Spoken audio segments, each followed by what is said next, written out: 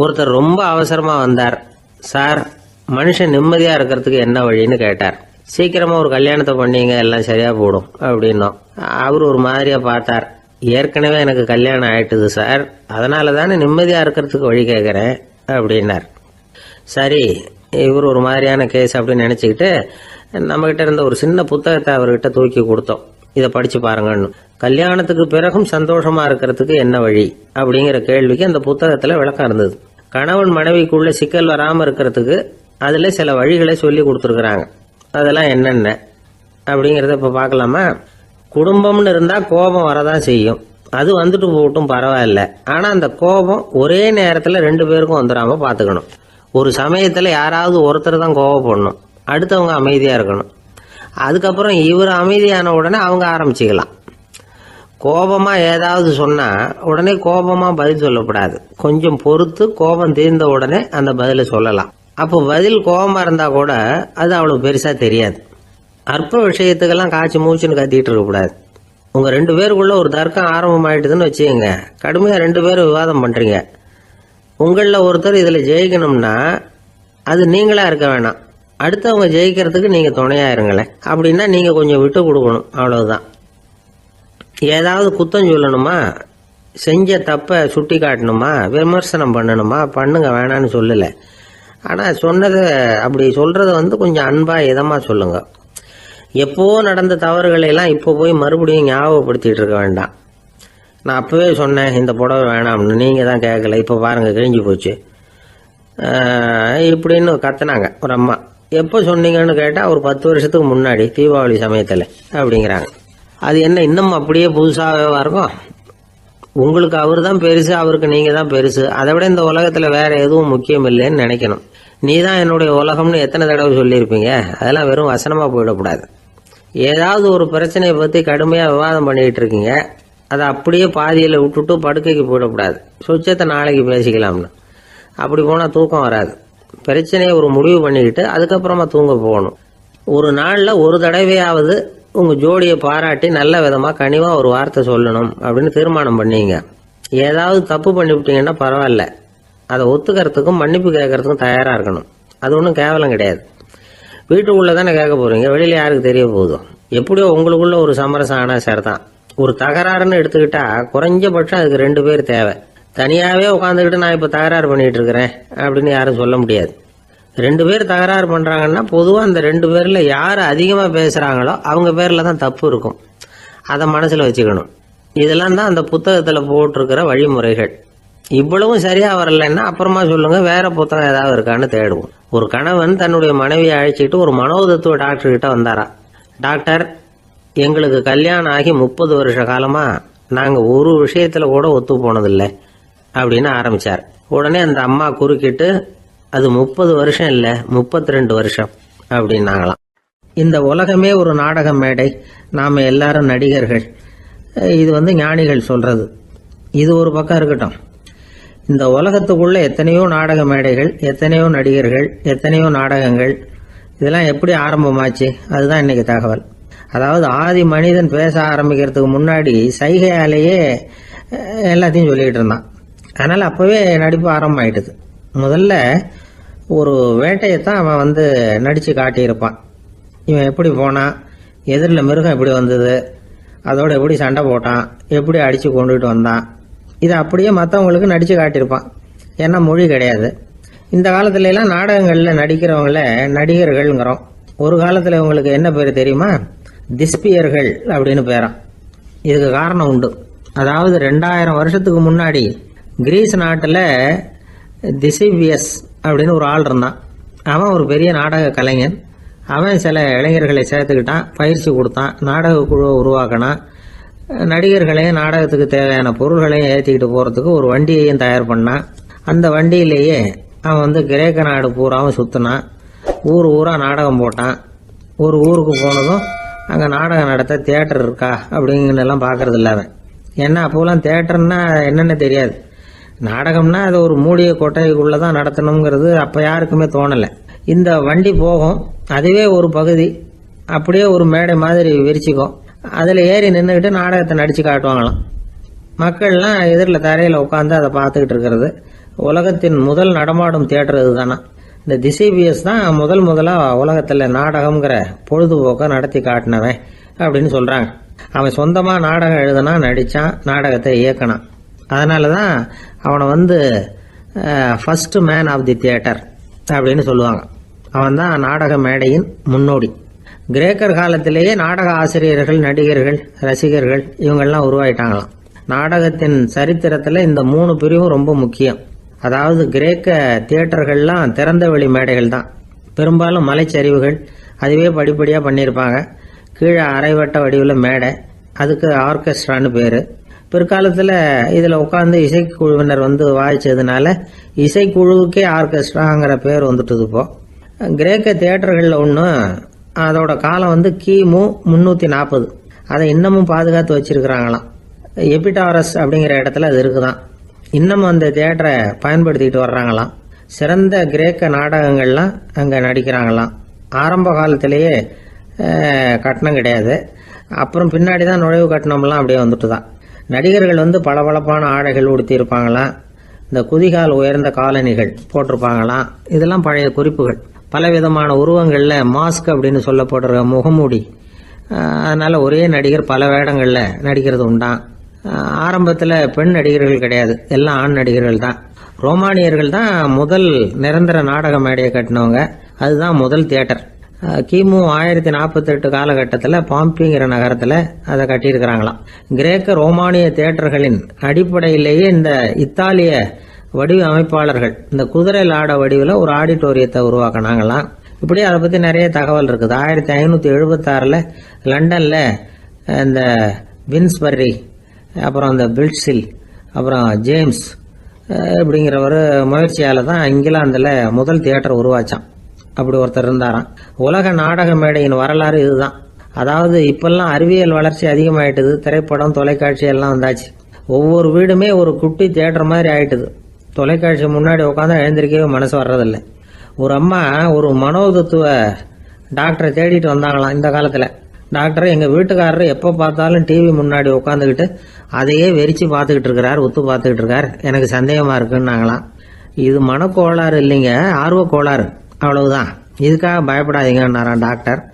அப்படி இல்லை doctor, TV ஓடும் பொழுது நாம எல்லாம் அதை பார்க்குறோம் சரி, ஆனால் அவர் அப்படி இல்லை, டிவியை நிறுத்தினதுக்கு அப்புறமும் அதையே உத்து பார்த்துட்டு உட்காந்துருக்கிறார், அதனால தான் சந்தேகப்பட்டு உங்ககிட்ட வந்தேன் அப்படின்னாங்களாம். ஒரு அரசனும் அமைச்சரும் ஒரு நாள் ரொம்ப சாவகாசமாக பேசிக்கிட்டு இருந்தாங்களாம். அரசன் அமைச்சரை பார்த்து ஒரு கேள்வி கேட்டிருக்கார். ஏங்க அமைச்சரே, ஆசை இல்லாத ஒரு மனுஷனால இருக்க முடியுமா அப்படின்னு. ஏன் முடியாது, துறவி அப்படிங்கிறவங்கெல்லாம் அப்படிப்பட்டவங்க தானே அப்படின்னாராம் அமைச்சர். அவங்கெல்லாம் உண்மையிலேயே ஆசையை விட்டவங்க தானா அப்படின்னு கேட்டாரா ராஜா. அப்படிதான் இருக்கணும் அப்படின்னாராம் அமைச்சர். அப்படின்னா ஆசையே இல்லாத ஒரு உண்மையான துறவியை நான் பார்க்கணுமேன்னார். அது என்ன பிரமாதம், அதுக்கு நான் ஏற்பாடு பண்ணுறேன் அப்படின்னு விட்டார் இவர். சொல்லிவிட்டு உடனே புறப்பட்டு போனார். அங்கே தேடினார். அப்புறம் தான் அவருக்கு புரிஞ்சுது உண்மை துறவியை கண்டுபிடிக்கிறது எவ்வளவு கஷ்டமான காரியம்னு. இருந்தாலும் ராஜா கிட்ட சொல்லியாச்சே உண்மை துறவியை காட்டுறேன்னு. இப்போ என்ன பண்ணுறது, ராஜா கிட்ட சொன்னபடி நடக்கலைன்னா அவருக்கு கோபம் வந்துடும். அமைச்சர் ஒரு யோசனை பண்ணார். அவருக்கு ஒரு வழி தெரிஞ்சுது. அதுதான் சரின்னு முடிவு பண்ணார். அதாவது அந்த ஊரில் அவருக்கு தெரிஞ்ச நாடக நடிகர் ஒருத்தர் இருக்கிறார், நல்லா நடிப்பார். அவரை போய் பார்த்தார். இதை பாருப்பா, எனக்காக நீ ஒரு காரியம் செய்யணும்னார். என்னன்னு கேட்டார் அவர். நீ ஒரு துறவி மாதிரி கொஞ்ச நேரத்துக்கு நடிக்கணும். ராஜா உன்னை பார்த்துட்டு போகிற வரைக்கும் நடி, அது போதும், அதுக்காக உனக்கு 10,000 ரூபா தரேன் அப்படின்னார். அவர் எந்த காலத்தில் இவ்வளவு பணத்தை மொத்தமாக பார்த்துருக்கார். அதனால் உடனே சரின்னு ஒத்துக்கிட்டார். அமைச்சர் அரண்மனைக்கு திரும்பி வந்தார். என்ன அமைச்சரே, இன்னுமா ஒரு உண்மையான துறவி கிடைக்கலன்னார். உண்மையான துறவி ஒருத்தரை இப்போ தான் கொஞ்ச நேரத்துக்கு முன்னாடி பார்த்து பேசிவிட்டு வர்றேன். அவர் நம்ம ஊருக்கு வெளியில் குளத்தங்கரையில் உள்ள ஒரு ஆலமரத்துக்கு அடியில் உட்காந்துருக்கிறார் அப்படின்னார் இவர். அப்படின்னா உடனே புறப்படுங்க அப்படின்னார் ராஜா. பரிவாரங்களோடு புறப்பட்டார். அங்கே அந்த மரத்தடியில் அந்த ஆள் வேஷம் போட்டுக்கிட்டு துறவி மாதிரி உட்காந்துருக்கிறான். ராஜா நேராக போனார். அந்த துறவி காலில் பொத்துன்னு விழுந்து வணங்கினார். உடனே ராணியும் அவர் காலில் விழுந்தாங்க. அடுத்தபடியாக அமைச்சர் விழுந்தார். அவருக்கு தெரியும் இது நம்ம ஆள் தான்னு. இருந்தாலும் என்ன பண்ணுறது, நேரம். அப்புறம் பரிவாரங்கள்லாம் துறவி காலில் விழுந்து ஆசீர்வாதம் வாங்கிட்டாங்க. ராஜா அப்புறமா தங்கத்தட்டுல பொண்ணையும் பொருளையும் வச்சு அந்த துறவிகிட்ட ரொம்ப பணிவா நீட்டுறார். தாங்கள் தயவு பண்ணி இதை ஏத்துக்கணும் அப்படின்னு வேண்டிக்கிட்டார். அந்த துறவி பற்றில்லாம அதை பார்த்தார். எல்லாத்தையும் திறந்துட்ட எனக்கு இதெல்லாம் எதுக்காக அப்படின்னு சொல்லி அதை மறுத்துட்டாராம். ஆஹா, உண்மையான துறவியை பார்த்துட்டோம் அப்படிங்கிற ஆனந்தம் அரசருக்கு. ரொம்ப நிம்மதியா திருப்தியா திரும்பி வந்தார் அரண்மனைக்கு. அதுக்கப்புறம் அமைச்சர் யாருக்கும் தெரியாம அந்த துறவிகிட்ட ஓடினார். சொன்ன பிரகாரம் பணத்தை நீட்டினார். இந்தப்பா, நான் உங்ககிட்ட சொன்னபடி 10,000 ரூபா பணம் எடுத்துக்கோ அப்படின்னார். அந்த ஆள் ராஜா கிட்ட சொன்னது மாதிரியே எல்லாத்தையும் திறந்துட்ட எனக்கு இதெல்லாம் எதுக்காக வேணாம் அப்படின்னு விட்டாராம். நடிச்ச வரைக்கும் போதும்பா, இனிமே இந்த நாடக வசனம்லாம் வேணாம், வேஷத்தை கலைச்சிரு, பணத்தை வாங்கிக்கோன்னார். இல்லைங்க, இது வேஷம் இல்லை, இது வசனமும் இல்லை, இது உண்மை. கொஞ்ச நேரம் துறவி மாதிரி நடிச்சதுக்கே இந்த தேசத்து ராஜா ராணி அமைச்சர் பரிவாரங்கள் எல்லாம் என் காலில் விழுந்து வணங்குறாங்க. அப்படின்னா உண்மையான துறவியா இருக்கிறது எவ்வளவு பெருமையான விஷயம். நான் உண்மையான துறவியா ஆக போறேன், அப்படி முடிவும் பண்ணிட்டேன் அப்படின்னார் அந்த நடிகர். வேஷம் கூட எப்படிப்பட்ட விளைவுகளை உண்டு பண்ணுது பாத்தீங்களா. நம்மால் ஒருத்தன் ரொம்ப வசதியா தான் இருந்தான். ஒரு நாள் அவன் சொத்து பூரா திருட்டு போட்டுது. அதுக்கப்புறம் இவன் துறவி மாதிரி ஆயிட்டான். ஊர் ஊரா சுத்தினான். ஒரு குருநாதரை தேடி கண்டுபிடிச்சான். அவர்கிட்ட சீடனா சேர்ந்துக்கிட்டான். அவனை பார்த்து ஒருத்தர் கேட்டார், நீ உண்மையான சீடன் தானான்னு. இல்லைங்க, சீடன் மாதிரி நடிச்சுக்கிட்டு இருக்கிறேன் அப்படின்னா. அது குரு துரோகம் இல்லையா அப்படின்னு கேட்டார் அவர். இல்லைங்க, நான் பண்ணது குரு துரோகம் இல்லை, என் குரு பண்ணது தான் துரோகம். என்னுடைய பணத்தை கொள்ளையடிச்சது இவர் தான். அதை எங்க வச்சிருக்காருன்னு கண்டுபிடிக்கிறதுக்காக தான் இவர்கிட்ட வந்து சீடனா சேர்ந்துருக்கிறேன் அப்படின்னானா. அந்த ஆள் என்ன கண்ணா பண்ணான்னு திட்டி விட்டான் சார். அதை நினைச்சா எனக்கு ரொம்ப வருத்தமா இருக்கு அப்படின்னு சொல்லி கவலைப்பட்டார் ஒருத்தர். இதுல கவலைப்படுறதுக்கு என்ன இருக்குது அப்படின்னாரு ஒரு பெரியவர். அவர் ஒரு மகான். என்ன சார் இப்படி சொல்றீங்க, ஒருத்தர் நம்ம பார்த்து திட்டுனா வருத்தமா இருக்காதா அப்படின்னார். அது எப்படி வருத்தமா இருக்கும், திட்டுறதுங்கிறது என்ன, அது வெறும் சத்தம் தானே அப்படின்னார் அந்த பெரியவர். நம்ம ஆளுக்கு தலையை பிச்சுக்கலாம் போல இருந்தது. இருக்காது அப்படின்னா நமக்கு அப்படித்தானே தோணுது. அந்த பெரியவர் சொல்றது ரொம்ப பெரிய விஷயம். அதை நாம புரிஞ்சிக்க முயற்சி பண்ணலாம்னா நடைமுறை வாழ்க்கைக்கு அது ஒத்து வர்றது மாதிரி தெரிய மாட்டேங்குது. இருந்தாலும் அந்த பெரியவர் அதுக்கு என்னதான் விளக்கம் கொடுக்கறாருன்னு பார்ப்போமே. ஒரு ரயில் போயிட்டு இருக்கு, அதுல ஒரு சாது போயிட்டு இருக்கார். அந்த ரயில் அவர் ஹரித்வாரம் போயிட்டு இருக்காரு. அவரு ரயில்ல ஏகப்பட்ட கூட்டம். நம்ம ஊர் ரயில் கேட்க வேணும், டிக்கெட் வாங்கிட்டு கொஞ்சம் பேர், வாங்காத கொஞ்சம் பேர். அது என்னத்துக்கு அனாவசியமா டிக்கெட் அப்படிங்கிற நினைப்புல பாதி பேர். இந்த கூட்டத்துக்கு மத்தியில அந்த சாதுவும் போயிட்டு இருக்கிறார். உட்கார்றதுக்காக இருந்த இடத்துல ஒரு ஆள் படுத்திருக்கிறான். கொஞ்சம் முரட்டு ஆசாமி. அவன் காலு பக்கத்துல கொஞ்சோண்டு இடம் பாக்கி இருந்தது. அந்த இடத்துல இந்த சாது உட்காந்துருந்தார். மெதுவா உட்காந்துக்கிட்டார் போய். ஆனா அந்த ஆளு ராத்திரி பூரா இவரை காலால உதச்சிக்கிட்டே இருக்கிறான். அது இவருக்கு ரொம்ப அவமானமா பட்டது. அதனால துக்கம் ஏற்பட்டது.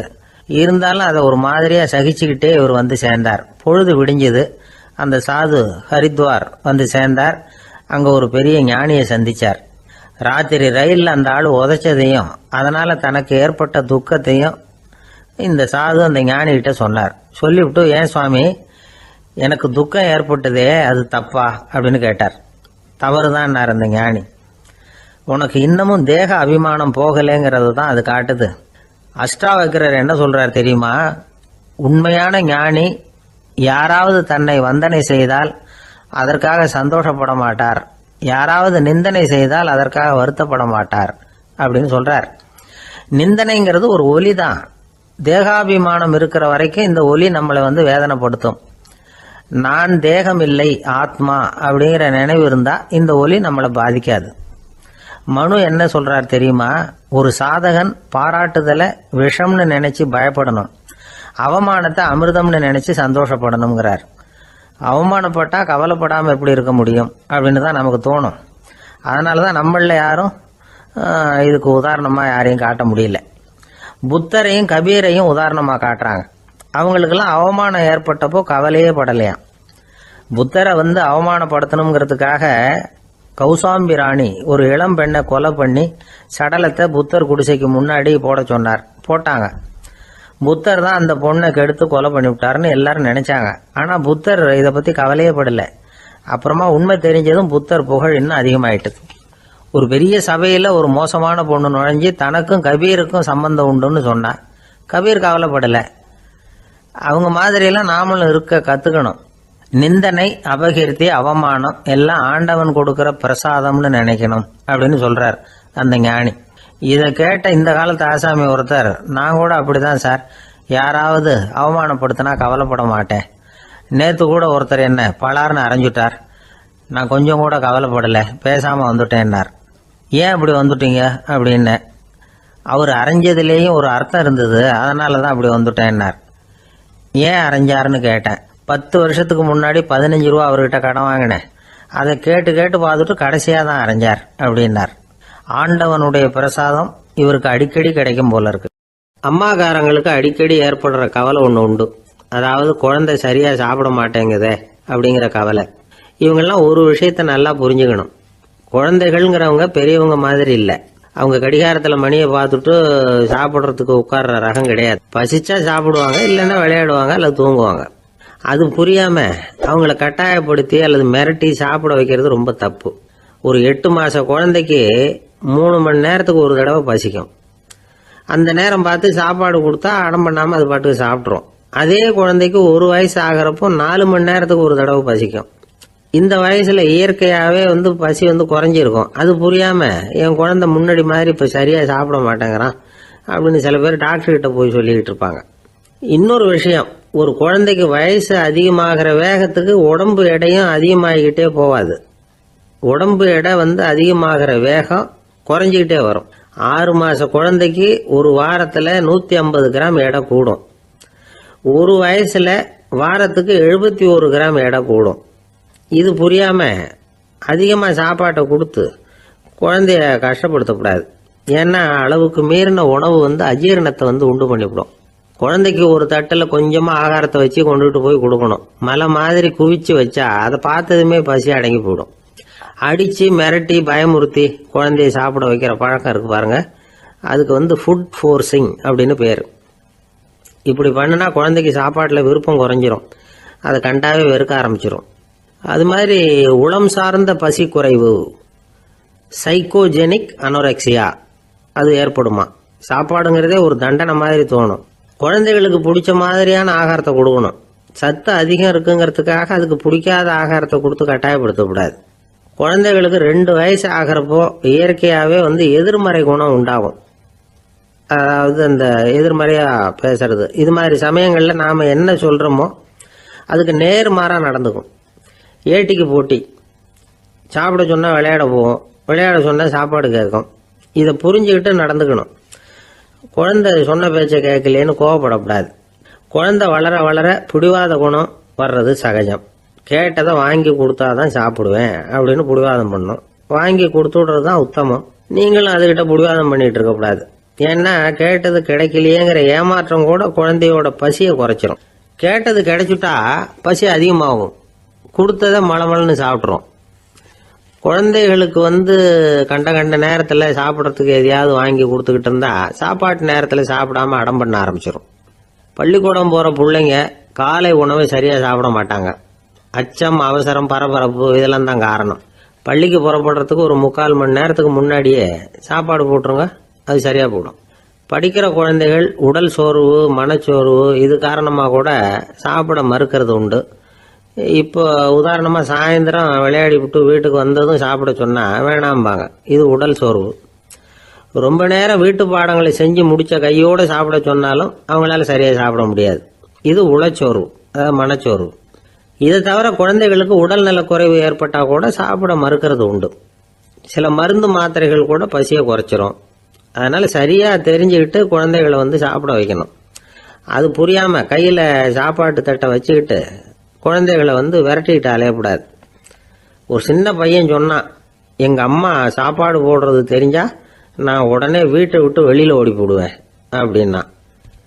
ஏன் அப்படி பண்ணுறேன்னு கேட்டோம். எங்கள் அப்பா கூட அது மாதிரி தான் சார் பண்ணுவார் அப்படிங்கிறான். ஒரு ஊரில் ஒரு ராஜா இருந்தார். பெரிய அரண்மனையில் தான் இருக்கிறார். எல்லா வசதியும் இருந்தது. இருந்தாலும் அவர் எல்லாரும் சொல்கிறது எப்படி தெரியுமா, பிச்சைக்கார ராஜா. அப்படி ஒரு பேர் அவருக்கு நிலைச்சி போச்சு. ஜனங்களும் சரி, மற்ற தேசங்களில் உள்ளவங்களும் சரி, அவர் அந்த பேர் சொல்லியே குறிப்பிடுறது வழக்கமாக போட்டுது. இது அவருக்கு ரொம்ப கவலையாக போச்சு. என்ன இது, நம்மளை தேடி வர்றவங்களுக்கெல்லாம் நாம் சோறு போடுறோம், நம்ம புகழ்ந்து பாடல் ஏற்றி கொண்டு வர்ற புலவர்களுக்கெல்லாம் அவங்க எப்படி வந்தாலும் ஒருவேளை சோறு போடணுங்கிறது உத்தரவு. இவ்வளவுலாம் செஞ்சும் நம்மளை போய் பிச்சைக்கார ராஜான்னு எல்லாரும் சொல்றாங்களே, அது ஏன், எதுக்காக இப்படி சொல்றாங்க? இதுதான் ராஜாவுக்கு குழப்பம். சரி, இதை பத்தி நம்ம அமைச்சர்கள் கிட்ட கேட்கலாமா அப்படின்னு யோசனை பண்ணார். இந்த விஷயத்த போய் அவங்க கிட்ட எப்படி கேட்கறதுன்னு அவருக்கு தயக்கமா இருந்தது. கௌரவ குறைச்சலா தெரிஞ்சுது அவருக்கு. சரி, சாதாரண குடிமக்கள் கிட்ட இதை பத்தி கேட்கலாமா அப்படின்னு யோசனை பண்ணார். கேட்கலாம், ஆனா அவங்க யாரும் ராஜா முன்னாடி வந்து நின்று தைரியமா பேசக்கூடிய அளவுக்கு இல்லை. ராஜாவோட குழப்பம் நாளுக்கு நாள் அதிகமா போச்சு. கடைசியா அவர் ஒரு முடிவுக்கு வந்தார். அதாவது இதை பத்தி ஒரு பிச்சைக்காரங்கிட்டே கேட்டு பார்த்துட்டா என்ன, இதுதான் அவர் பண்ண முடிவு. உடனே மாறு வேஷம் போட்டுக்கிட்டு நகர்வலம் போனார். ஒரு பிச்சைக்காரனை கண்டுபிடிச்சார். இதை பாருப்பா, நம்ம ராஜாவை எல்லாரும் பிச்சைக்கார ராஜான்னே சொல்றாங்களே, அதுக்கு என்ன காரணமா இருக்கும் அப்படின்னு கேட்டார். அதுக்கு அவன் சொல்றான், இதுக்கான பதில இன்னும் ஒரு 30 நாள்ல சொல்றேன் அப்படின்னா. உடனே இவருக்கு சந்தோஷம். உண்மையை அவங்ககிட்ட சொன்னார். நான் வேற யாரும் இல்லை, நான் தான் இந்த நாட்டு ராஜா. இப்போ நீ என் கூடவே வந்துடு, அரண்மனையிலேயே தங்கிக்கோ. 30 நாள் கழிச்சு எனக்கு பதில் சொல்லிவிட்டு அதுக்கப்புறமா நீ போகலாம் அப்படின்னு சொல்லி அழைச்சிட்டு வந்துட்டார். அரண்மனையில் ஒரு மூலையில் அவன் தங்கறதுக்கு இடம் கொடுத்தார். தினம் 2 வேளையும் இவனுக்கு சோறு போடுங்க அப்படின்னு உத்தரவு போட்டார். ராஜா கொடுத்த இடத்துல போய் உக்காந்துக்கிட்டான் அந்த பிச்சைக்காரன். தினமும் அந்த அரண்மனையில் நடக்கிறதையெல்லாம் கவனிச்சுக்கிட்டு வந்தான். வேளைக்கு சாப்பாடு வரும், சாப்பிட்டுக்கிட்டு இருக்கான். இப்படி 30 நாள் முடிஞ்சுது. ராஜா வந்தார். என்ன, என்னோட கேள்விக்கு பதில் என்னன்னு கண்டுபிடிச்சிட்டியான்னார். கண்டுபிடிச்சிட்டேன்னா. என்ன எல்லாரும் பிச்சைக்கார ராஜான்னு சொல்றாங்களே, அது நியாயமா படுதா உனக்குன்னு கேட்டார். நியாயமா தான் படுது, சந்தேகம் இல்லாம நீங்க பிச்சைக்கார ராஜா தான். என்னதான் நீங்க வசதியோடவும் படைபலத்தோடவும் இருந்தா கூட நீங்க எங்க வர்க்கத்தை சேர்ந்த ஆசாமி தான் அப்படின்னு அடிச்சு சொல்லிவிட்டான் அந்த ஆள். என்னால் அப்படி சொல்றேன்னு கேட்டார் இவர். அரசே, ஒரு உண்மையை கண்டுபிடிச்சு சொல்றதா நான் உங்ககிட்ட சொன்னேன். நீங்க ராஜ பரம்பரைன்னா உடனே உங்க கழுத்துல கிடக்கிற முத்து மாலையை கழட்டி பரிசா கொடுத்துருப்பீங்க, பொன்னையும் மணியையும் கொடுத்துருப்பீங்க. ஆனா நீங்க அப்படி செய்யல. என்ன ஒரு மூலையில உட்கார வச்சு 2 வேளை சோறு போட சொன்னீங்க. உங்களை தேடி யார் வந்தாலும், யார் பாராட்டி பேசினாலும் அல்லது பிரச்சனைகளை சொன்னாலும் நீங்க செய்யற ஒரே காரியம் சோறு போடுறது தான். பிச்சைக்காரனுக்கு சோறு மட்டும்தான் உலகம். உங்க விஷயத்திலையும் நீங்க அப்படித்தான் நினைக்கிறதாக தெரியுது. நல்லா கவனிங்க. எந்த ஒரு பிரச்சனைக்கும் சோறு தான் முடிவுன்னு நினைக்கிறீங்க பாருங்க. நீங்க சந்தேகமில்லாத எங்களை சேர்ந்த ஆளுதான் அப்படின்னுட்டான் அந்த பிச்சைக்காரன். அதுக்கப்புறம் தான் அந்த ராஜா தன்னுடைய தவறுகளை எல்லாம் தேர்த்திக்கிட்டாராம். பசின்னு வர்றவங்களுக்கு சோறு தான் போடணும், அது தப்பு இல்லை. பாராட்ட வர்றவங்களுக்கெல்லாம் சோத்தையே போட்டு அனுப்புனா இப்படிதான் பேர் வரும். எனக்கு தெரிஞ்ச ஒருத்தர் தினமும் யாராவது ஒருத்தரை தன் வீட்டுக்கு அழைச்சிட்டு போவார், சாப்பாடு போட்டு அனுப்புவார். முன்னறிவிப்பு இல்லாம திடீர்னு ஒரு விருந்தாளியோட வீட்டில் போய் இவர் நிக்கிறது வழக்கம். அந்த அம்மாவும் இவருக்காக தயார் பண்ணி வச்சிருந்ததை இவர் அழைச்சிட்டு வந்திருக்கிற விருந்தாளிக்கு போட்டுருவாங்க. விருந்தாளி சாப்பிட்டுட்டு போனதுக்கு அப்புறம் இவர் மனைவி கிட்ட உனக்கு சிரமம் வேணாம் அப்படின்னு சொல்லிவிட்டு பக்கத்தில் உள்ள ஒரு ஹோட்டலுக்கு போய் காசு கொடுத்து சாப்பிட்டுட்டு வந்துருவார். பல நாள் இப்படி நடக்கும். ஒரு நாள் அவரை தனியா கூப்பிட்டுக்கிட்டு போய் ஏன் இப்படி பண்றீங்கன்னு கேட்டோம். அதுக்கு அவர் சொல்றாரு, எங்க வீட்டு சாப்பாட்டுல இருந்து தப்பிக்கிறதுக்கு எனக்கு வேற வழி எதுவும் தெரியல சார், அதனாலதான் இப்படி பண்ணிட்டு இருக்கிறேன் அப்படின்னார் ரொம்ப பரிதாபமா. ஆபீஸ் முடிஞ்சு வீட்டுக்கு போற சமயத்துல ஒருத்தர் கடைக்கு போய் ஸ்வீட் வாங்கினார். சரி, வீட்டுக்கு பிள்ளைங்களுக்கு தான் வாங்கிட்டு போறார் அப்படின்னு மற்றவங்க நினைச்சாங்க. அவர் அப்படி செய்யல. அந்த இடத்துலயே பொட்டலத்தை பிரிச்சார். திருட மாதிரி அப்படியே சுற்றி ஒரு தரம் பார்த்துக்கிட்டார். யாரும் தெரிஞ்சவங்க இல்லைங்கிறத முடிவு பண்ணிவிட்டு அவசரமாக அதை அப்படியே போட்டு முழுகிவிட்டு கையை தொடச்சிக்கிட்டு நல்ல புள்ள மாதிரி நடந்து போக ஆரம்பிச்சிட்டார். அவர் யாருன்னா, அவரோட பிரச்சனை எல்லாருக்கும் தெரியாது, சில பேருக்கு தான் தெரியும். அதாவது அவர் உடம்புல சர்க்கரை இருக்குன்னு டாக்டர் சொல்லிவிட்டாராம். அதனால் வீட்டில் சர்க்கரையே இவர் கண்ணில் காட்டுறதில்ல. அதனால் இவர் யார் கண்ணிலையும் படாமல் இப்படிப்பட்ட வேலைகள்லாம் செய்கிறது வழக்கம். யாருக்கும் தெரியாமல் இப்படி ஸ்வீட்டை வாங்கி சாப்பிட்டுட்டு அவர் பாட்டுக்கு போயிடுறது. இப்படிப்பட்டவங்களுக்கெல்லாம் கொஞ்சம் ஆறுதலான தகவல் இன்னைக்கு. அது என்னென்னா, நாம் சாப்பிட்ற சர்க்கரைக்கும் நம்ம உடம்புல உள்ள சில கோளாறுகளுக்கும் அப்படி என்ன தான் சம்மந்தம் இருக்குது. இதை பற்றி சமீபத்தில் சில ஆராய்ச்சிகள்லாம் நடந்திருக்குது. ஏன்னா சர்க்கரைன்னாவே விஷம் மாதிரி அதை பார்க்குறவங்களும் சில பேர் உண்டு. சின்ன பிள்ளைங்களுக்கு வயத்தில் பூச்சி உண்டாகிறதுலேருந்து பெரியவங்களுக்கு நீரிழிவு வர்ற வரைக்கும் எல்லாத்துக்கும் சர்க்கரை தான் காரணம்னு சொல்லிகிட்டு இருக்கிறோம். ஆனால் அந்த அளவுக்கு பயப்பட வேண்டிய அவசியம் இல்லை அப்படின்னு சொல்கிறாங்க. சர்க்கரை வியாதி, இருதய நோய், பித்த நீர் பை நோய், இதெல்லாம் வந்து சில நோய்கள்லாம் நாம் சாப்பிட்ற சர்க்கரைக்கும் தொடர்பு இருக்குன்னு நினைக்கிறோம். ஆனால் அப்படி சம்பந்தம் உண்டுங்கிறதுக்கு போதுமான அளவுக்கு ஆதாரம் இல்லை அப்படிங்கிறாங்க ஆராய்ச்சியாளர்கள். ஒரே ஒரு சம்பந்தம் தான் உறுதியாக இருக்குதான். அதுவும் இந்த பல் சிதைவு அப்படின்னு இருக்கு இல்லையா, அந்த சர்க்கரை சாப்பிட்றதுக்கும் இந்த பல் சிதைவுக்கும் சம்பந்தம் இருக்குது அப்படிங்கிறத மட்டும் உறுதியாக சொல்கிறாங்க.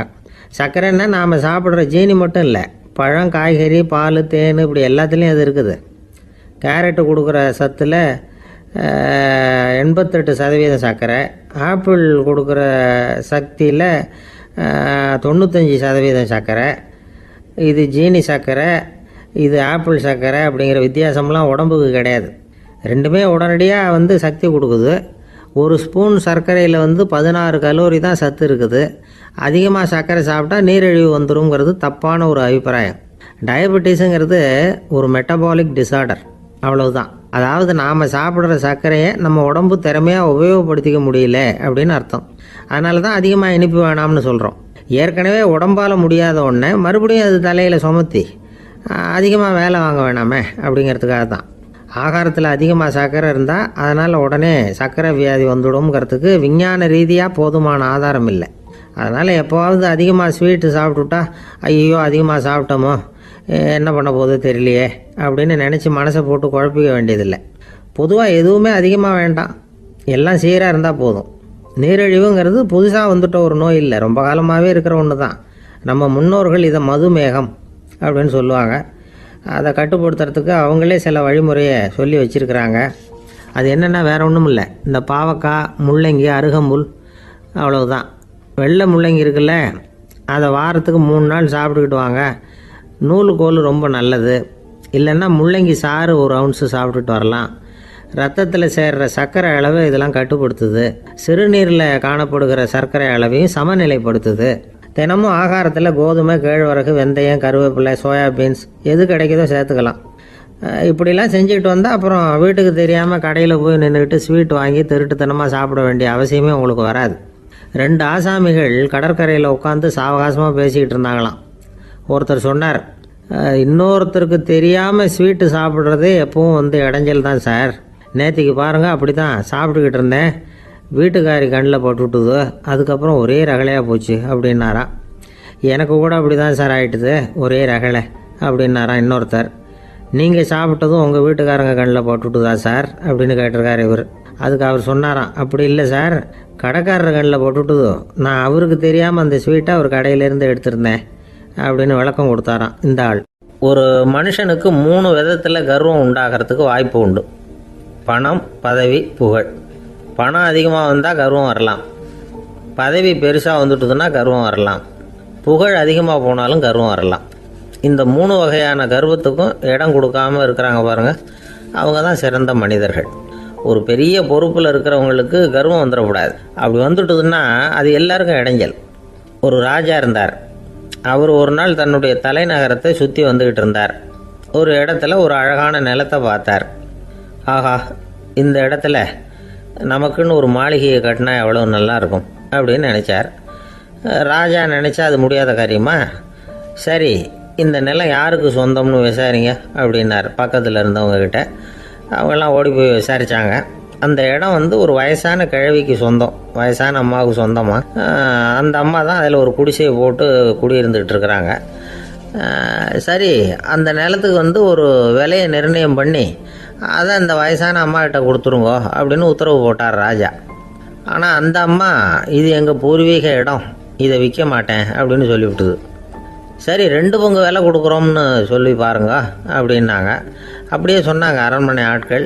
அதுக்கும் சம்மதிக்கலை அந்த அம்மா. இதை கேள்விப்பட்டதும் ராஜாவுக்கு கோபம் வந்துட்டுது. தன்னுடைய ஆளுங்களை கூப்பிட்டார். போய் அந்த குடிசையை பிரித்து எறிங்க, காசெல்லாம் ஒன்றும் கொடுக்காதீங்க அப்படின்னு கத்தினார். அவ்வளோதான். அடுத்த நிமிஷம் அரண்மனை ஆசாமிகள் போனாங்க, குடிசையை பிரித்து எரிஞ்சாங்க. அந்த வயசான அம்மா இருக்குது, அதுவும் அந்த இடத்த விட்டு துரத்தி விட்டாங்க. அந்த இடத்துல ஒரு அரச மாளிகையை கட்டி முடிச்சிட்டாங்க. அந்த வயசான அம்மா பாவம், ராஜாவே இப்படி பண்ணால் யார்கிட்ட போய் முறையிட முடியும்? ஒரு ஞானி இருந்தார், அவர்கிட்ட போய் சொன்னாங்க. அவர் இவங்க சொன்னதை கேட்டு மனசில் வச்சுக்கிட்டார். ஒரு நாள் அந்த ராஜாவே இந்த ஞானியை கூப்பிட்டார். புதுசாக ஒரு மாளிகை கட்டியிருக்கிறேன், வந்து பாருங்கன்னு.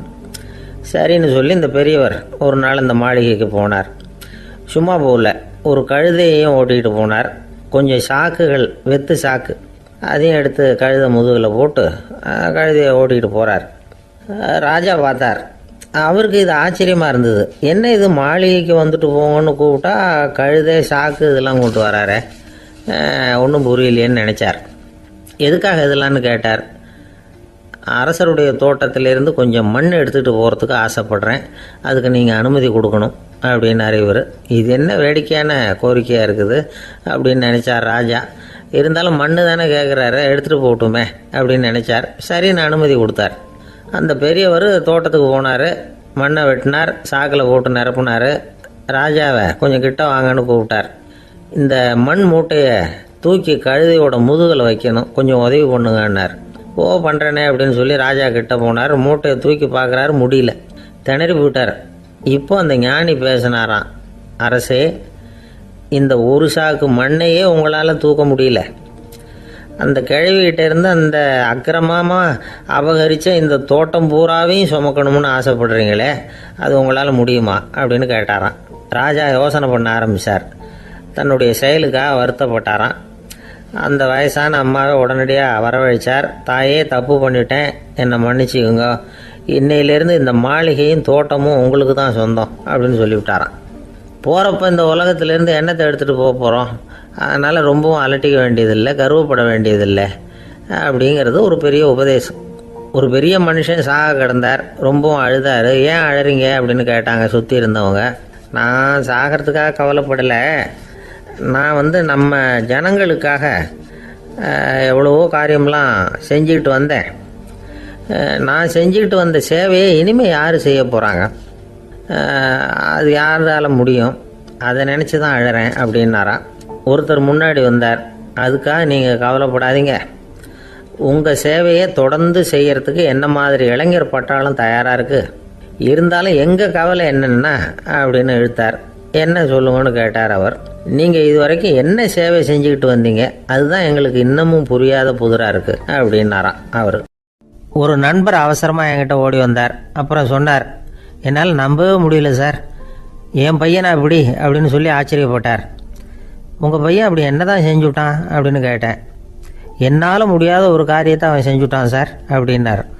அது என்னன்னு தான் சொல்லுங்களேன். என்ன, 5வது வகுப்பில் அவன் ஒரே தடவையில் தேறிட்டான் சார், அதாவது ஒரே அட்டம்ப்டில் பாஸ் ஆகிருக்கான் அப்படின்னார் மூச்சு வாங்க. கஷ்டப்பட்டு பரீட்சை எழுதுனது அவன், இவருக்கு ஏன் மூச்சு வாங்குது? நம்மால் செய்ய முடியாத ஒரு காரியத்தை இன்னொருத்தர் செய்யும் பொழுது அது நமக்கு ஆச்சரியமாக இருக்குது. சர்க்கஸ் பார்க்குறோம், ஒருத்தர் அந்த இடத்துல தொங்குறார், அது நமக்கு ஆச்சரியம், ஏன்னா அது நம்மால் முடியாத காரியம். நம்மால் முடியாத ஒன்றை அடுத்தவர் எளிதாக செய்யும் பொழுது நாம் மருள்வது இயற்கை. இதை தான் தொல்காப்பியம் மருட்கை அப்படின்னு சொல்லுது. இந்த வியப்பு இருக்குதே, இது 4 வகையில் ஏற்படுறதாக தொல்காப்பியம் சொல்லுது. அது என்ன 4 வகை? முதல் வகை எப்படின்னா, புதுமையான அரிய செயல்களை செய்கிறது. 2வது வகை என்னென்னா பெரும் செயல்களை செய்கிறது. 3வது வகை என்னென்னா மிக நுட்பமான செயல்களை செய்கிறது. 4வது வகை என்னென்னா ஆக்கம் தரும் செயல்களை செய்கிறது. புதுமை, பெருமை, சிறுமை, ஆக்கமோடு மதினம் சாலா மருட்கை 4 அப்படிங்கிறது தொல்காப்பியம். இன்றைக்கி விஞ்ஞானம் புதுசு புதுசாக எதையோ கண்டுபிடிக்குது. ஆரம்பத்தில் அது ஆச்சரியமாக இருக்குது, அப்புறம் அது நமக்கு பழகி போடுது. வானொலி பெட்டி புதுசாக வந்தப்போ ஒரு பெட்டி பேசுதுங்கிறது எவ்வளோ பெரிய ஆச்சரியம். இப்போ யாரும் அதை ஆச்சரியமாக பார்க்குறதில்ல. மதினம் சாலா மருட்கை அப்படின்னு ஒரு சொற்றொடர் வருது பாருங்க, அதில் கருத்தாழம் உண்டு. எதை பற்றியும் போதுமான அளவு புரிந்து கொள்ளாத போது ஒருத்தர் ஆச்சரியப்படுறார். புரிந்து கொண்ட பிறகு ஆச்சரியம் மறைஞ்சு போடுது. மிக நுட்பமான செயல்களும் நம்ம ஆச்சரியப்பட வைக்கும். ஒரு அரிசியில் ஒரு திருக்குறள் எழுதி காட்டுறாங்க, ஒரு முட்டை ஓட்டுக்குள்ளே ஓவியம் தீட்டி காட்டுறாங்க. கருங்கல் சிற்பங்களில் எவ்வளவு நுட்பமான வேலைப்பாடுகளை எல்லாம் பார்த்து ஆச்சரியப்படுறோம். இது மாதிரி ஆக்கப்பூர்வமான அரிய செயல்களை செய்கிறது கூட வியப்பை உண்டு பண்ணும். குப்பை கூலங்களை கூட வாழ்க்கைக்கு பயன்படுகிற பொருளாக மாற்றுகிறவர்கள் இருக்காங்க, அவர்களுடைய செயல் வியப்பு அளிக்குது. இடைக்காட்டு சித்தர் பாடின 30 நூலில் வர்ற ஒரு பாடல், ஆற்றல் பிறர் அறிதலின் அகம் கிளர்வு உறுதலின் கற்று அறி பாணர் கழுமிய கோடலின் தோற்றம் உருகவே போற்றல் சால் வியப்பே. ஒருத்தருடைய ஆற்றல் தெரியாமல் இருந்தது, அவருடைய அரிய செயலை பார்க்கும் பொழுது வியப்பாக இருந்தது, மனசுக்குள்ள கிளர்ச்சி. பாவலர்கள் இவர்களுடைய புகழை பாடி மற்றவர்களும் தெரிந்து கொள்ளுமாறு செய்கிறார்கள் அப்படிங்கிறது தான் ஒரு யதார்த்தமான உண்மை. ஆக எல்லா வகையிலும் மக்கள் தங்களுடைய வாழ்க்கையில் முன்னேறுவதற்கான வழிகாட்டுகிற ஒரு மெய்ப்பாடு தான் வியப்புங்கிறது. இந்த காலத்தில் நம்ம எப்படியெல்லாம் ஆச்சரியப்பட வைக்கிறாங்க. ஒரு ஆளை பிடிச்சி ஜெயிலில் கொண்டு வந்தாங்க. ஜெயில் அதிகாரி அவனை ரொம்ப ஆச்சரியமாக பார்த்தாரான். இவன் கேட்டான், ஏன் சார் அப்படி பார்க்குறீங்க, நான் இப்போ இங்கே வர்றது உங்களுக்கு ஆச்சரியமாக இருக்குதா அப்படின்னு கேட்டிருக்கான். இதுக்கு ஜெயில் அதிகாரி சொல்லியிருக்கார், நீ இப்போ இங்கே வந்ததில் எனக்கு ஒன்றும் ஆச்சரியம் இல்லைப்பா, ஏற்கனவே நீ இங்கேருந்து விடுதலையாகி போய் 6 மாதம் ஆச்சு, இவ்வளவு லேட்டாக வர்றியே அதுதான் எனக்கு ஆச்சரியமாக இருக்குது அப்படின்னாராம். ஒரு அம்மா தெருவில் உட்காந்து என்னத்தையோ தேடிட்டு இருக்கிறாங்க. அந்த அம்மா ஒரு சூஃபி ஞானி. அவங்க பேர் என்னென்னா ரபியா அல் அடாவியா. அந்த அம்மாவுக்கு கண் கூட தெளிவாக தெரியாது. அந்த பக்கமாக வந்த சில பேர் இவங்களுக்கு உதவி செய்கிறதுக்காக வந்தாங்க. என்ன தேடிட்டு இருக்கிறீங்க அப்படின்னு கேட்டாங்க. இதுக்கு அந்த அம்மா, அந்த கேள்வி அவ்வளோ முக்கியத்துவம் இல்லை, நான் தேடிட்டு இருக்கிறேன், உங்களால் முடிஞ்சால் எனக்கு உதவி பண்ணலாம் அப்படின்னாங்களாம். உதவி செய்ய வந்தவங்களுக்கு ஆச்சரியம். எதை தேடுறோங்கிறது தெரியாமல் இப்படி ஏன் நேரத்தை செலவழிக்கிறீங்க, நாங்கள் எப்படி உங்களுக்கு உதவ முடியும், எங்களுக்கு ஒன்றும் புரியலையே அப்படின்ட்டுருக்காங்க. சரி, உங்களை திருப்தி பண்ணுறதுக்காக சொல்கிறேன், ஒரு குண்டூசி தொலைஞ்சி போச்சு, அதை தேடுறேன் அப்படின்னாங்களாம் அந்த அம்மா. அதுக்கப்புறம் இவங்களும் சேர்ந்து தேட ஆரம்பிச்சிட்டாங்க. கொஞ்ச நேரம் ஆச்சு, ஒன்றும் கிடைக்கல. உதவி செய்ய வந்தவங்களும் அழுத்து போட்டாங்க. அப்புறம் கேட்டாங்க, பாருங்கம்மா, இது ரொம்பவும் பெரிய தெரு, அகலமான தெரு, அதனால் குறிப்பாக நீங்கள் எந்த இடத்துல அந்த குண்டூசியை தொலைச்சிங்க அதை சொல்ல முடியுமான்னாங்களாம். இதுக்கு அந்த அம்மா, நீங்கள் மறுபடியும் அர்த்தமில்லாத கேள்வியை கேட்குறீங்க, உங்கள் கேள்விக்கும் நான் தேடுறதுக்கும் என்ன சம்மந்தம்னாங்களாம். இதை கேட்டதும் அவங்க ஒரு மாதிரி ஆயிட்டாங்க. என்னம்மா நீங்கள் பைத்தியம் மாதிரி பேசுகிறீங்க அப்படின்னாங்களாம். சரி, உங்களை மறுபடியும் திருப்திப்படுத்துறதுக்காக சொல்கிறேன், அதை நான் எங்கள் வீட்டில் தொலைச்சுட்டேன் அப்படின்னாங்களாம். அப்புறம் எதுக்காக இங்கே தேடிட்டு இருக்கிறீங்க அப்படின்னு கேட்டிருக்காங்க. ஏன்னா இங்கே தான் வெளிச்சம் அதிகமாக இருக்குது, அங்கே வீட்டுக்குள்ளே இருட்டாக இருக்குது, அதனால் இங்கே தேடுறேன், வெளிச்சம் உள்ள இடத்துல தானே தேட முடியும் அப்படின்னாங்களாம் அந்த ஞானி. இந்த கதைக்கு என்ன அர்த்தங்கிறத பெரியவங்க சொல்கிறாங்க. அதாவது இந்த தேடுதல்ங்கிறது ஒரு வியாதி. அது நம்ம சதா அலைய வைக்கும், பைத்தியமாக மாற்றுறதுக்கு முயற்சி பண்ணோம். ஒரு காலம் அது நிறைவு அடையவே அடையாது. வாழ்வுங்கிறது ஒரு புரிந்து கொள்ள முடியாத சதா இயங்கி கொண்டிருக்கிற ஒரு செயல். அதுக்கு ஆரம்பமும் இல்லை, முடிவும் கிடையாது. எதையோ தேடணும் அப்படிங்கிற உந்துதல் நமக்குள்ளே இருக்கும், ஆனால் குறிப்பாக எதை தேடிட்டு இருக்கிறோம் அப்படிங்கிறது புரியாது. அப்படி ஏதாவது ஒன்றை தேடி அடைஞ்சிடுறோம்னு வச்சுக்கோங்க, உடனே ஒரு அதிருப்தி வந்துடும். அதனால் வாழ்க்கைங்கிறது சலிப்பு நிறைந்தது அப்படிங்கிற எண்ணத்தை உண்டாக்கிக்கிறோம். ஒன்று அடைஞ்சதுக்கு அப்புறம் இன்னொன்று தேட ஆரம்பிச்சிருவோம். ஆக இந்த தேடல்ங்கிறது நாம் ஒன்று அடைஞ்சாலும் அடையாவிட்டாலும் தொடர்ந்து நடந்துக்கிட்டு தான் இருக்கும். இதுக்கு முடிவே கிடையாது. இந்த உண்மையை நாம் நல்லா புரிஞ்சுக்கணும் அப்படிங்கிறது பெரியவங்களுடைய கருத்து. ஏழையும் தேடுறான், பணக்காரனும் தேடுறான், நோயாளியும் தேடுறான், நோய் இல்லாதவனும் தேடுறான், அதிகாரம் உள்ளவனும் தேடுறான், அதிகாரம் இல்லாதவனும் தேடுறான், முட்டாளும் தேடுறான், அறிவாளியும் தேடுறான். ஆனால் யாரும் இதை தான் தேடி சாதிக்க போகிறோம், இதுதான் முடிவு அப்படின்னு திட்டவட்டமாக சொன்னதில்லை. ஒன்று அடைஞ்சதும் இன்னொன்று தேட ஆரம்பிச்சிடுறாங்க, அவ்வளோதான். அதாவது உங்களின் தேடுபவர் உங்கள் உள்ளே தான் இருக்கிறார், அவரை தேடி கண்டுபிடியுங்கள். இதுதான் ஞானிகள் நமக்கு சொல்லுகிற ஒரு ஆலோசனை. நம்மால் ஒருத்தன் ஜெயிலில் இருந்தான். இன்னொரு கைதி அவனை பார்த்து கேட்டான், ஏன்பா உன்னை பார்க்குறதுக்கு வெளியிலேருந்து யாருமே இங்கே வர்றது இல்லையே, உனக்கு சொந்தக்காரங்களே கிடையாதா அப்படின்னு கேட்டானா.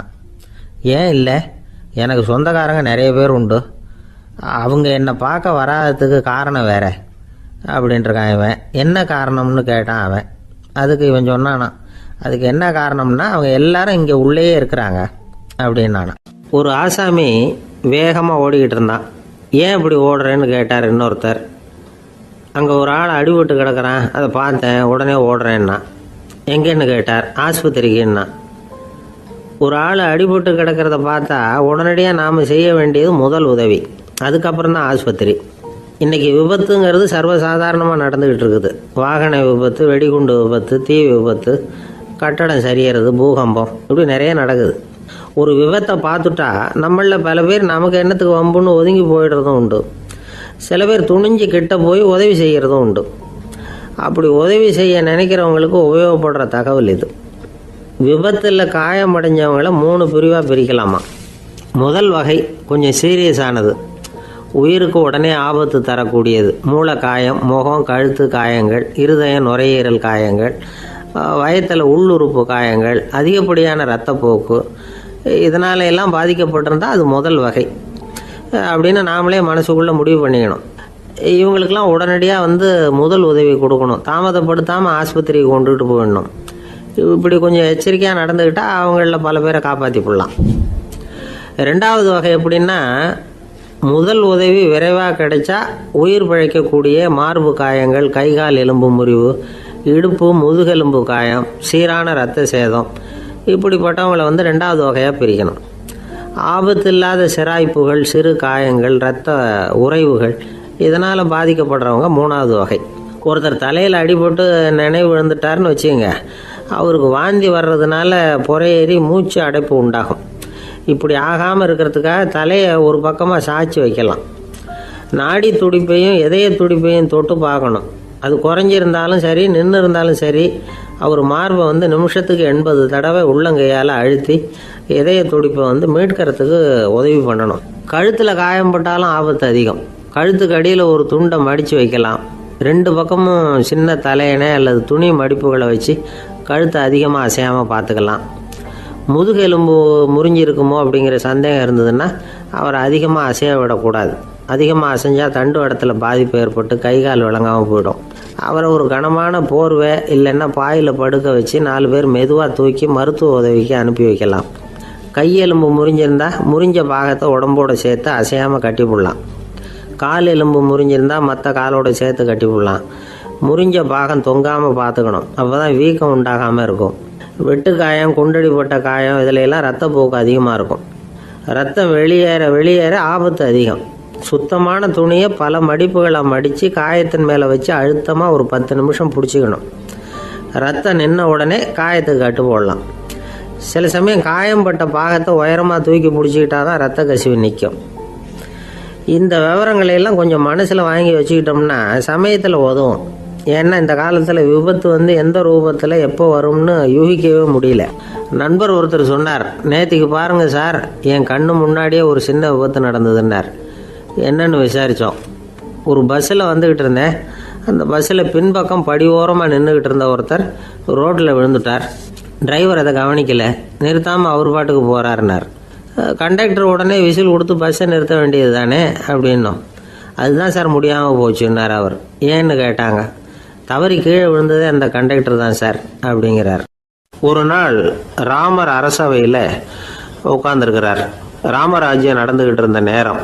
அந்த சமயத்தில் ஒரு நாய் அரச சபைக்கு வந்துதான். அது தலையில் அடிபட்டு ரத்தம். அந்த கோலத்தில் அது அங்கே வந்தது. எல்லாரும் ஆச்சரியமாக அதை பார்த்தாங்க. ராமரும் அந்த நாயை பார்த்தார். நீங்கள் வந்த காரியம் என்ன நடந்தது, எதுவாக இருந்தாலும் பயப்படாமல் சொல்லு அப்படின்னார். உடனே அந்த நாய் மெதுவாக சொல்ல ஆரம்பிச்சுதான். ஐயா, நான் தெருவில் போய்கிட்டு இருந்தேன். வழியில் ஒருத்தர் வந்தார். அவர் வேத சாஸ்திரம்லாம் படித்த பெரியவர். அவர் எந்த காரணமும் இல்லாமல் அவர் கையில் வச்சுருந்த குச்சியால் என் தலையில் அடிச்சுட்டார். அதுதான் தலையில் ரத்தம். இதை நீங்கள் விசாரித்து தகுந்த தீர்ப்பு வழங்கணும் அப்படின்னு தான் அந்த நாய். ராமர் பார்த்தார். உடனே தன்னுடைய காவலர்களை அனுப்புனார். அந்த ஆளை எங்கே இருந்தாலும் போய் கொண்டுகிட்டு வாங்க அப்படின்னு விட்டார். காவலர்கள் போனாங்க. அந்த ஆளை பிடிச்சி கொண்டு வந்துட்டாங்க. அரண்மனைக்கு வா அப்படின்னு சொல்லி கூப்பிட்டுட்டு வந்துட்டாங்க. என்ன நடந்ததுன்னு விசாரித்தார் ராமர். அதுக்கு அந்த ஆள் சொன்னார், நான் வீதி வழியாக வந்துக்கிட்டு இருந்தேன். குறுக்க இந்த நாய் வந்தது. நான் அவசரமாக போய்கிட்டு இருந்தேன். இது எனக்கு வழி விடாமல் குறுக்க பூந்து இடைஞ்சல் பண்ணிச்சு. எனக்கு கோபம் வந்துட்டுது. அதனால் அடிச்சுட்டேன். வேத சாஸ்திரம் படித்த நான் என் வசம் இழந்து கோபப்பட்டது பெரிய தப்பு தான். அதை நான் ஒத்துக்கிறேன். குற்றத்தை ஒப்புக்கொள்கிறேன், எனக்கு என்ன தண்டனை கொடுக்கணுமோ அதை கொடுங்க, ஏற்றுக்கிறேன் அப்படின்னு விட்டார். சரி, இப்போ அந்த ஆளுக்கு தண்டனை கொடுக்கணும். என்ன தண்டனை கொடுக்கறது யோசனை பண்ணார் ராமர். அதையும் அந்த நாய்கிட்டே கேட்டார். நீயே சொல்லு, என்ன தண்டனை கொடுக்கலாம் இவருக்கு அப்படின்னார். இதுக்கு அந்த நாய் என்ன சொல்லிச்சு தெரியுமா? இவரை ஏதாவது ஒரு கோயிலுக்கு தர்மகர்த்தாவாக நியமனம் பண்ணி விடுங்க, அதுதான் இவருக்கு சரியான தண்டனை அப்படின்னுது. இதை கேட்டதும் ராமர் முகத்தில் புன்னகை. ஆனால் அங்கே இருந்த மற்றவங்களுக்கெல்லாம் ஆச்சரியம். அது எப்படி, தப்பு செஞ்சவங்களுக்கு தண்டனை கொடுக்கறது தானே நியாயம், அதை விட்டுவிட்டு தர்மகர்த்தா பதவியை கொடுக்க சொல்லுது இந்த நாய் அப்படிங்கிற ஆச்சரியம். இந்த சந்தேகத்தை அந்த நாய்கிட்டே கேட்டாங்க அங்கே இருந்தவங்க. இதுக்கு அந்த நாய் பதில் சொல்லிச்சான். நான் போன பிறவியில் ஒரு கோயிலுக்கு தர்மகர்த்தாவாக இருந்தேன். எவ்வளவோ கவனமாக எச்சரிக்கையாக தான் என்னுடைய கடமைகளை எல்லாம் செஞ்சுக்கிட்டு வந்தேன். அப்படி இருந்தாலும் சில சமயங்களில் என்னையும் மீறி கோயில் செல்வத்தை நான் அனுபவிக்கிறதுக்கு காரணம் ஆயிட்டேன். ஒரு கோவிலுக்கு தர்மகர்த்தாவாக இருக்கிறவங்க எப்படியும் இந்த பாவத்திலேருந்து தப்பிக்கிறது கஷ்டம். அதனால தான் நான் இந்த பிறவியில் நாயாக பிறந்து இப்படி கஷ்டப்படுறேன். இதே நிலைமை இந்த ஆளுக்கும் ஏற்படணும் அப்படிங்கிறதுக்காக தான் அவரையும் ஒரு கோயிலுக்கு தர்மகர்த்தாவை நியமிக்கும்படி கேட்டுக்கிட்டேன் அப்படின்னு தான் இந்த நாய். இதிலேருந்து என்ன தெரியுது? எந்த பதவியில் நாம் இருந்தாலும் நமக்கு தெரியாமல் கூட அதை தவறாக உபயோகப்படுத்தக்கூடாதுங்கிறத இதிலேருந்து புரிஞ்சுக்கணும். இல்லைன்னா அடுத்த பிறவியில் நாயாக பிறந்து எங்கேயாவது போய் வாழை ஆட்டிட்டு நிற்க வேண்டியது தான். கோவில் வாசலில் 2 நாய் பேசிக்கிட்டு இருந்துதான். போன ஜென்மத்தில் நான் மனுஷனாக தான் இருந்தேன். ஒரு கோவில் பூசாரி பேச்சை கேட்டுவிட்டு அவரோட கூட்டு சேர்ந்துக்கிட்டு ஆண்டவன் போட்டிருந்த நகையெல்லாம் அபகரித்து என்கிட்ட கொடுத்தாரு அவர். நான் எடுத்துகிட்டு வந்துட்டேன். திருடினது அந்த ஆள் தான், எடுத்துக்கிட்டு வந்தது தான் நான். இருந்தாலும் நான் மட்டும் நாயாக பிறந்துட்டேன். இப்போ மட்டும் அந்த பூசாரி என்கிட்ட மாட்டினா கடித்து குதறி விடுவேன் அப்படின்னு தான்.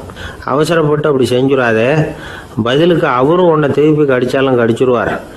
ஏன்னா அவரும் இப்போ ஒரு நாயாக தான் பிறந்திருக்கிறார் அப்படின்னு தான். இன்னொன்று, அது எப்படி உனக்கு தெரியும்னு தான். இது நான் தானே அது அப்படின்னு தான் அந்த நாய். இந்த காலத்து புள்ள ஒருத்தன் தன்னோட அப்பாவை பார்த்து சொன்னான், அப்பா நான் உனக்கு உதவி செய்யலாம்னு நினைக்கிறேன், என்ன உதவி செய்யணும்னு சொல்லு அப்படின்னா.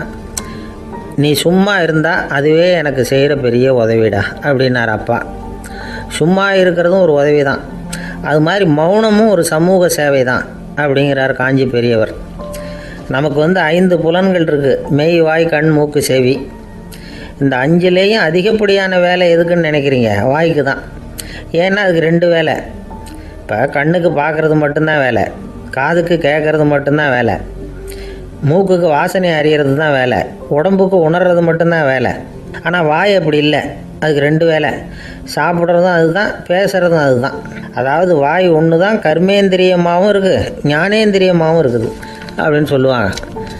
சாப்பாட்டில் உட்காந்தா எந்தெந்த ஆகாரம் என்னென்ன ருசின்னு அறிவிக்கிற வேலையும் செய்யுது. சபையில் உட்காந்தா பாடுறது, பேசுறது, சிரிக்கிறது, இது மாதிரியான வேலையும் செய்யுது.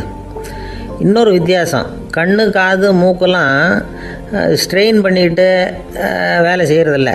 ஒரு ரோஜா பூவை பார்த்தா உடனே மூக்கு அப்படியும் இப்படியும் அசைய ஆரம்பிக்கிறதில்ல. ஒரு சங்கீதத்தை கேட்ட உடனே காது ஆட ஆரம்பிக்காது. ஆனால் வாய் அப்படி இல்லை, அது பேசினாலும் சரி சாப்பிட்டாலும் சரி அசைஞ்சு தான் ஆகணும். ஆக மற்றதை விட வாய்க்கு வேலை ஜாஸ்தின்னு தெரியுது. சாப்பிட்றது, பேசுறது அப்படின்னு 2 காரியம் அதுக்கு. இப்படி 2 காரியம் இருக்கிறதுனால அது 2ஐயும் பாதியாக குறைச்சிக்கணுங்கிறது கடவுள் அபிப்பிராயமாக இருக்கணும் அப்படிங்கிறார் காஞ்சி பெரியவர். ஆனால் இப்போ நாம் அப்படியா நடந்துக்கிறோம்? அதுக்கு நேர்மாறாக நடந்துக்கிறோம். நாம் சாப்பிட்றதும் அதிகம், பேசுகிறதும் அதிகம். 2 வேலையையும் தேவைக்கு அதிகமாகவே செய்கிறோம். வாய் தான் ரொம்ப ஓவர் ஒர்க்குடு. அதுக்கு ஓய்வு கொடுத்தா உடம்பும் நல்லாயிருக்கும், உலகமும் நல்லாயிருக்கும். மௌன விரதம் இருக்கிறதெல்லாம் எதுக்காக நினைக்கிறீங்க? இதுக்காக தான். இந்த காலத்தில் மௌனமாக இருக்கிறவங்கெல்லாம் மகத்தான தொண்டு செய்கிறாங்க அப்படின்னு தான் சொல்லணும். சத்தம் அதிகமாக போய் தான் சவுண்டு பொல்யூஷன் வருது. அது மட்டும் இல்லை, மௌனமாக இருந்தால் சண்டை சச்சரவே வராது. மௌனம் கலக நாஸ்தி. ஆக இதுவும் ஒரு சமூக சேவை தான்.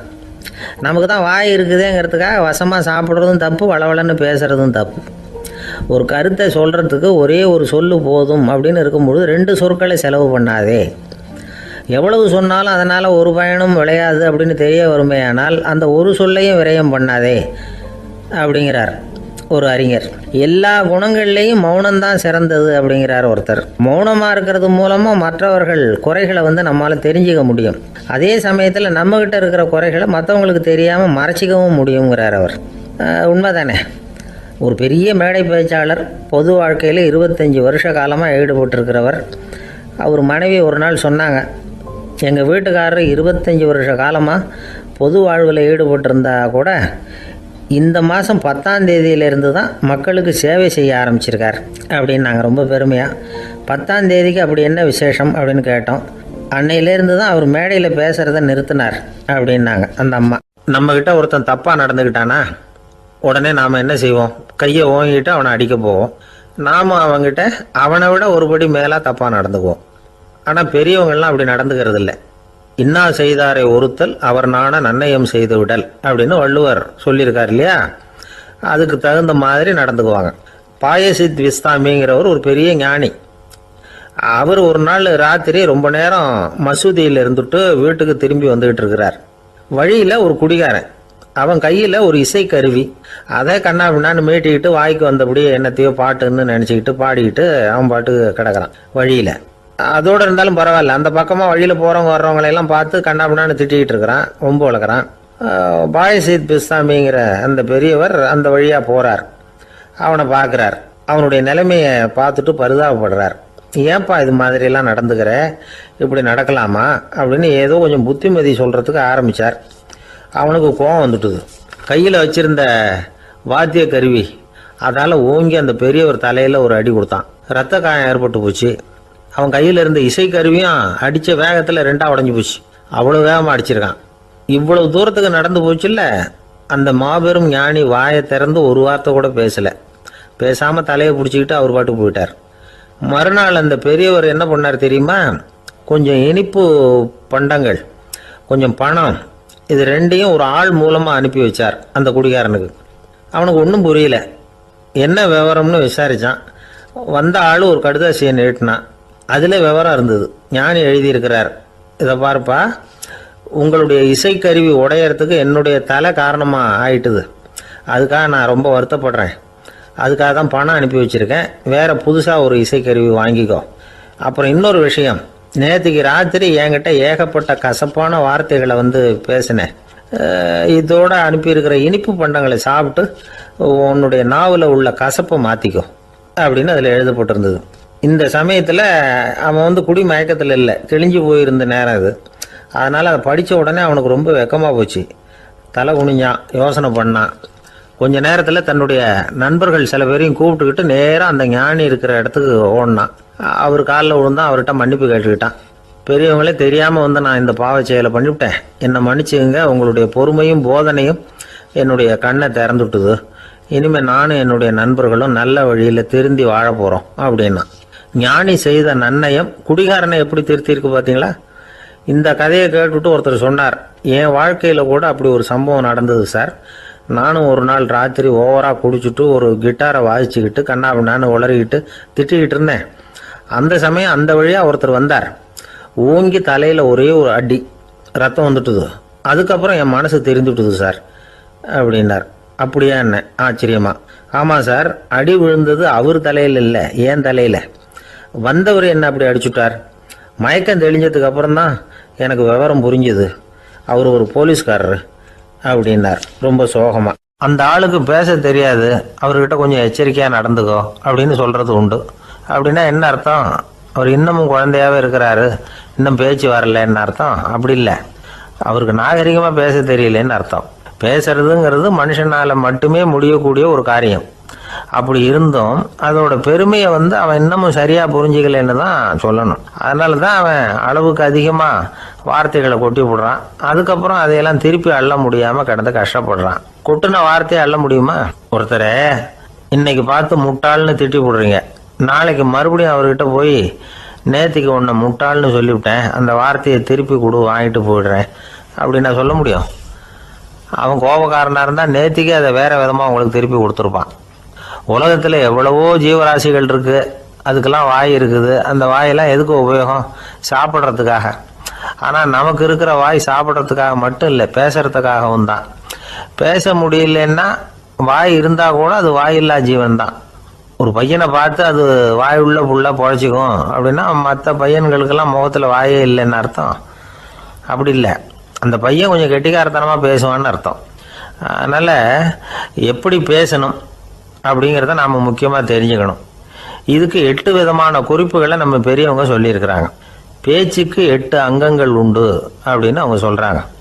அதெல்லாம் என்னென்ன அப்படின்னா உண்மை, நன்மை, அன்பு, நிதானம், இனிமை, ஆழம், சமயம் அறிதல், சபை அறிதல்.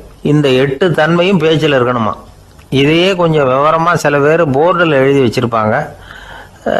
அதாவது எழுத்துலையாவது அதெல்லாம் இருக்கட்டுமே அப்படின்னு நினச்சி நீங்கள் கூட சில இடங்களில் இதை பார்த்துருக்கலாம்.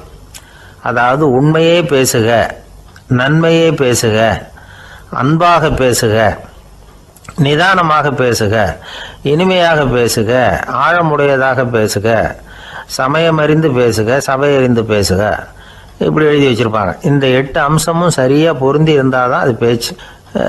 மற்றதெல்லாம் பேச்சாகிடாது. பேச்சு ஒரு சிறந்த கலை. எல்லாத்தையும் விட பேசாமல் இருந்தும் பழகணும், அது ரொம்ப முக்கியம். உண்மையே பேசணும். சத்தியத்துக்கு மதிப்பு கொடுக்குறவங்கள தான் சரித்திரம் மதிக்கும். உண்மை பேசினா மட்டும் போதாது, அந்த உண்மையில் நன்மை கலந்துருக்கணும். கொலைகாரனுக்கு பயந்துக்கிட்டு ஒருத்தன் உங்கள் வீட்டுக்குள்ளே ஒளிஞ்சிருக்கிறான். அந்த முரட்டை ஆசாமி கையில் அறிவாளோடு வந்து அவங்க வந்தானான்னு உங்ககிட்ட கேட்குறான்னு வச்சுங்க. உண்மை தான் உயர்வு தரும் அப்படின்னு நினச்சிக்கிட்டு ஆமாம் உள்ளே தான் இருக்கிறான், அடுப்பங்கரையில் குதிருக்கு பின்னாடி உட்காந்துருக்கிறான், போய் பிடிச்சிட்டு போங்க அப்படின்னு சொல்லுவீங்க. அது நன்மை இல்லாத உண்மை. அதனால் பிரயோஜனம் கிடையாது. அதே மாதிரி உங்கள் பேச்சில் அன்பு இருக்கணும், நிதானம் இருக்கணும், இனிமை இருக்கணும், சிந்தித்து பேசணும், சமயம் அறிந்து பேசுகிறதும் முக்கியம். அதை பற்றி நமக்கு வேறு யாரும் சொல்லிக் கொடுக்க வேண்டியதில்லை. எந்த நேரத்தில் யாருக்கிட்ட எப்படி பேசினா காரியம் நடக்கும் அப்படிங்கிறது நமக்கு நல்லா தெரியும். அது கைவந்த கலை. அவை அறிந்து பேசுகிற திறமை பேச்சாளர்களுக்கு ரொம்ப அவசியம். அது இல்லைன்னா நிலைமை பரிதாபமாயிடும். ஒரு பேச்சாளர் ரொம்ப மும்முரமாக பேசிக்கிட்டே இருந்தாராம். ரொம்ப நேரம் நிறுத்தவே இல்லை, பேசிக்கிட்டே இருக்கிறார். சபையில் இருந்தவங்கலாம் ஒவ்வொருத்தரும் எழுந்திரிச்சு போய்கிட்டே இருக்கிறாங்க. கடைசியில் 2 பேர் தான் அக்கறையாக பேசுகிறவரை கவனிச்சிட்டு உட்காந்துருந்தாங்களாம்.